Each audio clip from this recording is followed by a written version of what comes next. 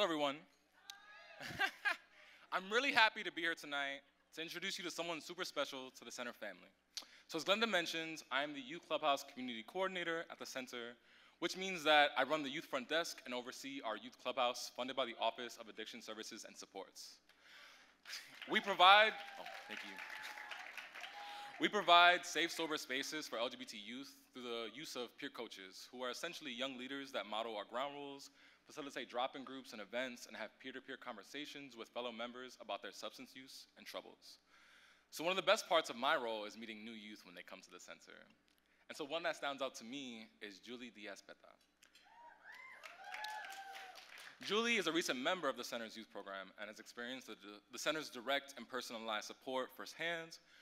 When I first met her, I noticed her hair, which is always some vibrant and colorful shade. I remember admiring how artistic and creative she was and how committed she seemed to being involved in this community. She was a peer coach this past cycle, actually, and some of our more recent memories include talking about Drag Race and our mutual love for Bad Bunny. Just a few weeks ago, actually, she had called me up and she asked if she could use me as a reference because she was trying to adopt a cat.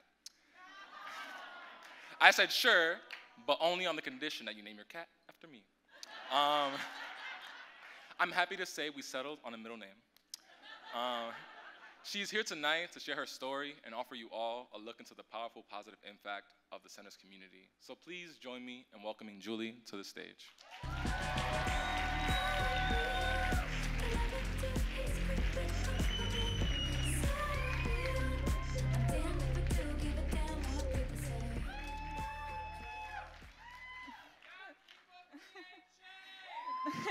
Thank you. Thank you, Maireni, for that introduction. And yes, I did name my cat, middle name, Maireni. Good evening, everyone. I'm Julie Diaz Petta. My pronouns are she, her, and I've been given the amazing opportunity by the Center to share my journey with you. I was born in Colombia, and I grew up in Guatemala. Yeah. The freedom of New York City was always on my mind as I was growing up. I told myself that I would do whatever it took to get into the school of my dreams, NYU, and that I'd live out my dream of being able to study music therapy and live in New York City. And then, once I came out of the closet, the idea of moving to New York became so much more than before. Living the queer dream of being in your 20s in New York, you know. So, with an NYU acceptance letter in hand, I moved to New York in January of 2019. Thank you. I was lucky. My mom and stepdad were already here, so I had somewhere to arrive. However, while I appreciate and love them very much, they weren't quite cutting the whole queer experience for me. They're extremely supportive, don't get me wrong. They're just, well, they're straight. And I guess I wasn't looking to talk about my sexuality with them specifically. I had no idea where to get queer friends. I was 18 years old, nearly out of the closet, and the only places I knew for queer people were bars and clubs. So that really didn't leave me a lot of options. I understood then how isolation and loneliness could be so common for other young queer people like me, when we don't have the spaces that are meant for us.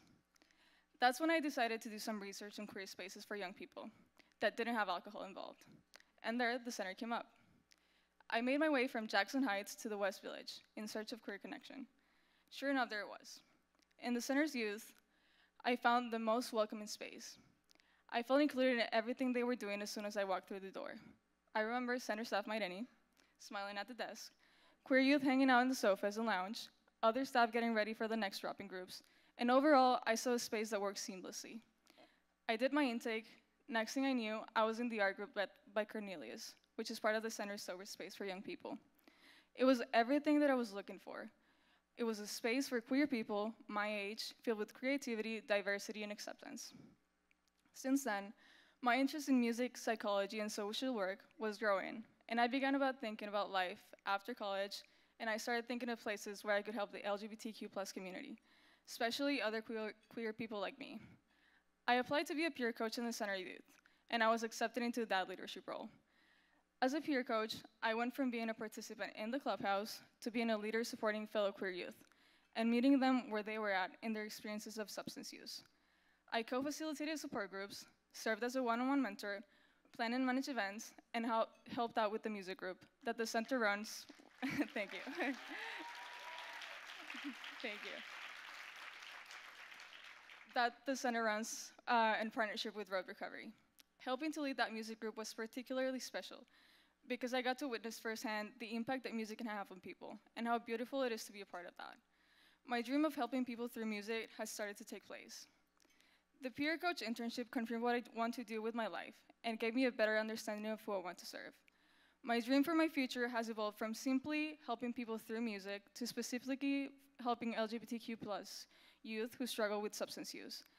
I can confidently say that the person that I am today and all the personal and professional growth I've had in the last year can be attributed for the most part to the center. Thank you.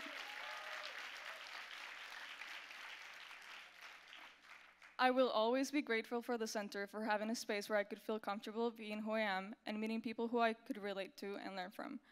From my fellow peer coaches that taught me how to see things in new ways, to the staff, Courtney, Gabby, Maireni, and Carlinus, to name a few, who guided me and helped me learn what it means to be a social worker. This would not have been possible without the support of every single one of you here tonight, so I want to thank all of you.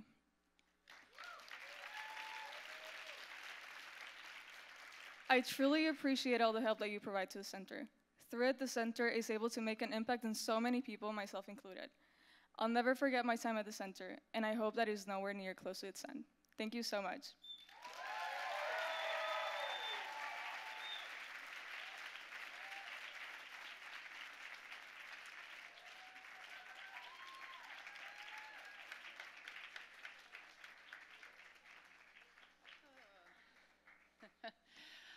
Wow. From Colombia to Guatemala to New York City. From being in the closet to coming out and into her full potential. What an inspiring journey. Thank you, Julie, for sharing your story with all of us. It's not easy. We really appreciate it. So, this is the place in the program where everyone in the audience has an opportunity to have an even greater impact on our community.